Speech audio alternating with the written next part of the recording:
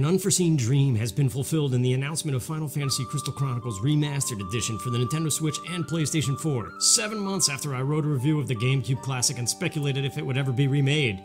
Since I have already reviewed the game, the only thing left to discuss is what this remaster needs to do in order to iron out the wrinkles that prevented the original game from being a true masterpiece of game design, and maybe even some other things that it should expand upon to freshen the experience. I can tell you right now, Square Enix is barely going to do much more beyond smoothing out the graphics, adding online multiplayer, and maybe adding just a few extra dungeons and minor things. This is, after all, just a remaster, not a full-blown remake. So while I remain super thankful and excited to be getting anything at all from this game that I thought was long dead, let's analyze the rougher edges of this game that dances along the edge of perfection, but never steps inside that ring.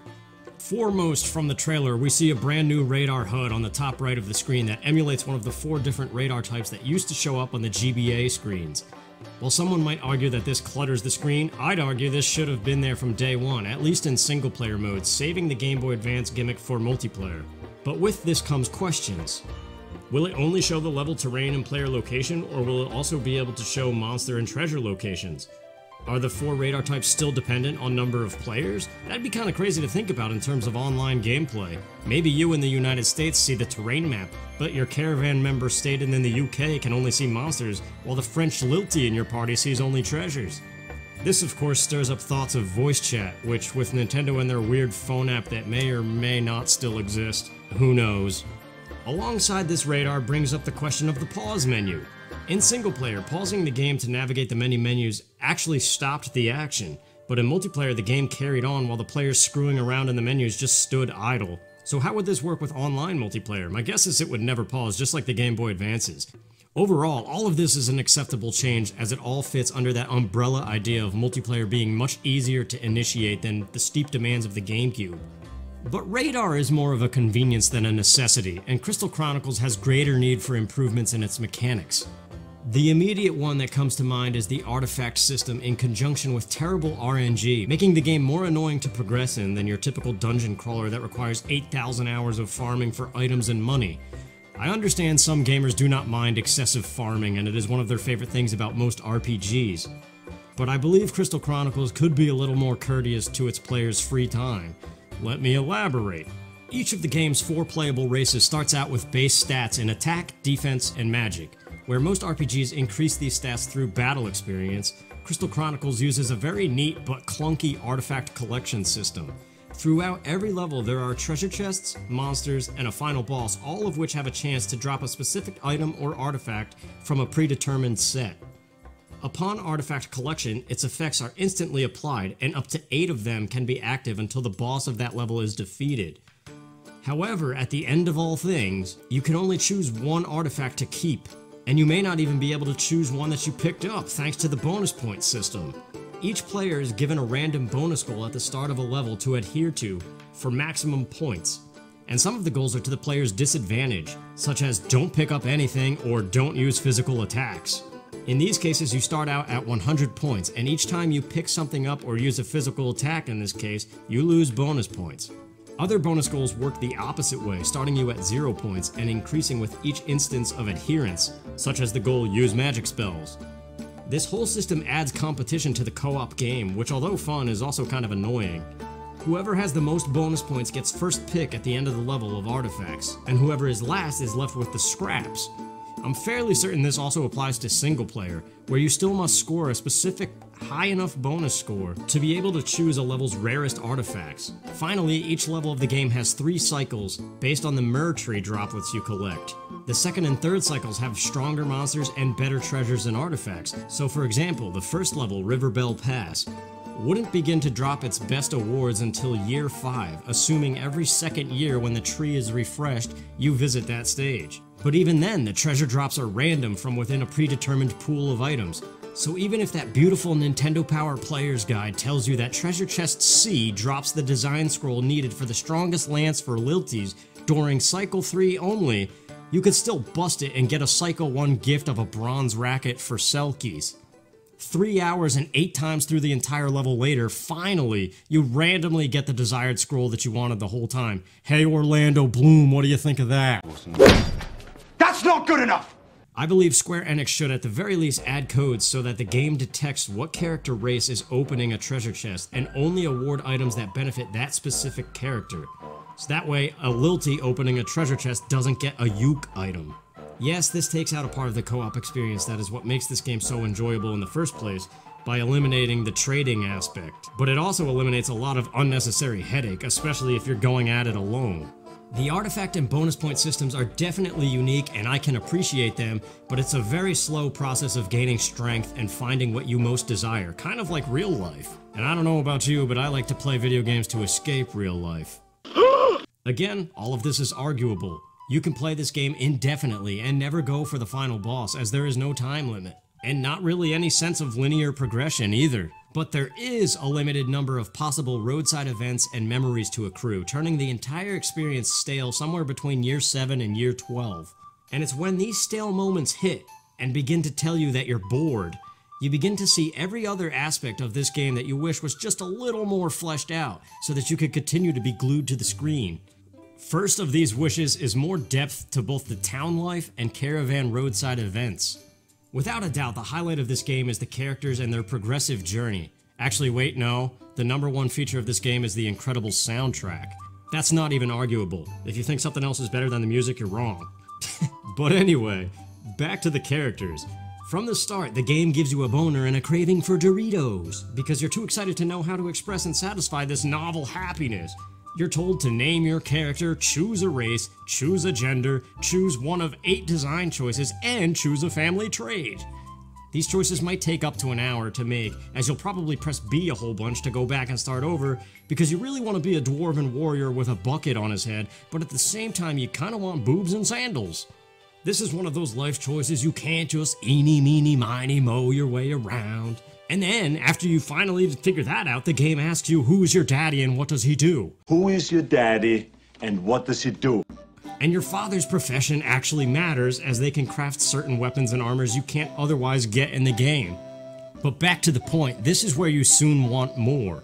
By year 8 of the game, your father might finally be skilled enough to craft and sell you very rare items, but there's nothing else to do in your hometown. And if you haven't created any other characters, it's just a wasteland filled with Moogles that say, "Nobody's home, Koopo." And even if you do create the maximum 8 characters and have a family for every single house in your hometown, they will all suck at what they do every single year if you only play as one character. For it is the beautiful male Moogle system of sending letters and gifts to your family that increases their abilities in their profession. Once again proving that this game is meant to be played with others, not alone. This is the Oregon Trail without the diarrhea. You set out with your closest friends or siblings and save your family from death together, and you all grow together. Playing alone makes that beautiful wagon concept so terribly lonely. And as stated, the monsters get very powerful as the years progress, so there is no easy way to play as more than one character. Which brings me to my second wish, if we're talking remaster/remake. What if this game borrowed from Secret of Mana, as it technically already does with its real-time RPG mechanics? I am, of course, referring to AI-controlled allies to compensate for the single-player experience. Crystal Chronicles is a multiplayer game first and foremost, but the single-player mode could be this secondary mode for all the lonely souls out there. Character stats between the two modes could maybe not even be shared. After choosing single-player, the game would prompt you to design the character that you're going to focus on most, but also create up to 3 CPU-controlled allies. At any given moment in a level or town, you could swap control of any of these 4 characters to make the most out of the single-player experience. This would definitely create more life for one player, and I feel the AI could be refined enough to follow your lead when trying to fuse spells and things. Furthermore, it would allow your hometown to be more fleshed out instead of just this one-sided ghost town, as all of these characters that are always in motion together are building simultaneously, just like if you were playing multiplayer. Okay, back to the towns and roadside events. Every town has 2 or 3 shops, a Moogle nest which is mostly useless, and a hidden item that follows a progressive sequence among all towns and is almost always useless. I realize this is not the focal point of the game, but it would be nice to add more character depth in these towns. As far as the roadside events, they are usually outstanding, at first starting out as nothing more than a passerby hello, and then getting deep into the background lore of the game as various caravans around the world experience it together. Some of these events give the player a choice, which slightly changes the memory earned and some of the scene dialogue. But it's these minor influences that are so good, and I'd like to see so many more of them. It'd be neat if each traveling caravan had several interactive cutscenes instead of the large chunk that are just nothing more than throwaway dialogue you just sit and watch. And also along this note is another minor wish that I would like to see in a remake of this game that this remaster is probably not going to do. I'd like to see an even more detailed character creation system. This game already has so much in that area, but even more designs for the different races or an ability to mix and match outfits and hair would be cool. Because some of those outsider caravans have really cool designs, like the Dancer and Bard Selkies, Hana Cole and Da Yis, if I'm pronouncing that at all correctly, and the Alphaterio Lilties. The Dad Clavet model is pretty cool too, thanks to the facial hair that is absent on the 4 playable Clavet males. If you can't already tell, I love the concept of customization and character depth. The Crystal Chronicles gameplay to me is definitely secondary to all of this beautiful coding over top it, that just makes me want more. I want to be able to change my look as I go, befriend the family of a fellow caravaner, participate in the annual festival with interactive games, conversations, food, and drinks, all of which perhaps boost your stats or give you some other kind of perk at the start of the next caravan year. And maybe even adopt a pet to name and customize. I'm getting carried away, but this side stuff is what I like most, and Crystal Chronicles has an outstanding framework to make it all possible. It just stops at the bare basics. I guess I want it to be a game that it isn't, as it's a dungeon crawler before anything else.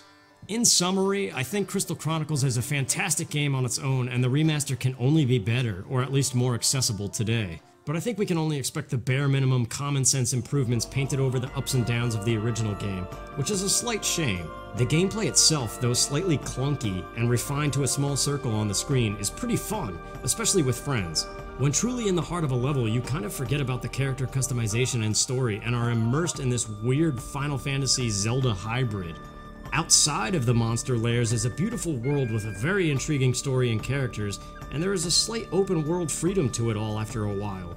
But the artifact and bonus point systems can be very arduous, and the single player experience can be lonesome. The ending isn't anything to write home about and kind of accentuates the increasingly stale boredom as you repeat the same levels again and again in the later years just to hopefully by random chance increase your character stats. When that lump hits you and sits in your gut like the bittersweet sting of fond memories, you begin to wish for more out of the experience, for the fun to go on. So you play it all over again and try to cling to the happiness within that memory, but not much changes because there's very little interaction with NPC life outside of the dungeons. They are nothing more than short asides to set up for the next monster rush, separated by brief cutscenes that are intriguing only about 60% of the time and interactive only about 25% of the time. I think without a total from the ground up remake that corrects all of these arduous or otherwise idle, stale moments, Final Fantasy Crystal Chronicles will always be just a few footsteps behind a true masterpiece, but still an outstanding game. And despite my insatiable need for more, this is one experience I'm going to be revisiting when it releases next year. But what do you guys think? I know a lot of you have already said a lot on my Crystal Chronicles review from 7 months ago, but I'd be interested in hearing what you think this remaster is going to do. Is it going to be just a bare bones graphics overhaul plus online multiplayer, or are they going to go a little bit more into it? What new features or gameplay tweaks do you want to see? I'm Bill from Good Old Days Gaming, and thanks a lot for watching.